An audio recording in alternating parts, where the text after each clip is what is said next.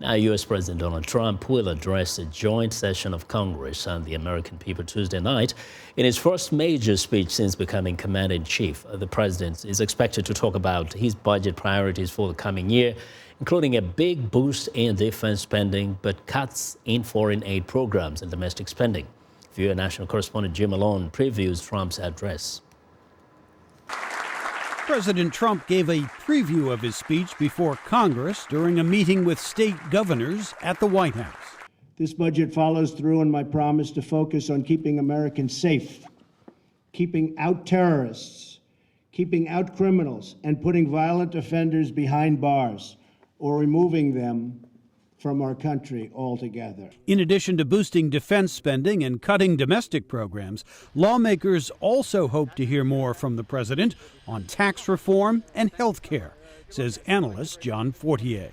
But he and Congress broadly agree on repealing Obamacare and a tax cut and border security and regulatory reform. So those are the kinds of things he's going to have to bring his Republican colleagues together on.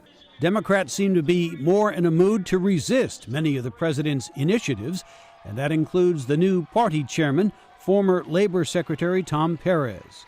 Donald Trump, you do not stand for America. Donald Trump, we will not allow those values to divide America, and that is what we will do as a party, leading with our values. At numerous congressional town halls in recent days, anger over Trump and feared health care changes have been on display, including this one hosted by Senate Republican leader Mitch McConnell.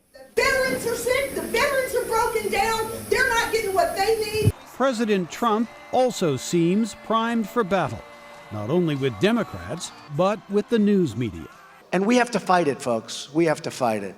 They're very smart, they're very cunning, and they're very dishonest. Some Republicans see the attacks on the media as an unnecessary distraction, but it's also part of the president's unpredictable nature, says Republican strategist John Feehery. He's unpredictable on purpose. This has been his sole strategy, and that's a sea change for most presidents who have tried to be earnestly predictable. Trump may also use his congressional address to reassure voters after what has been at times a chaotic start to his presidency, and to try to boost his poll ratings, which remain at a low point for a new president. Jim Malone, VOA News, Washington.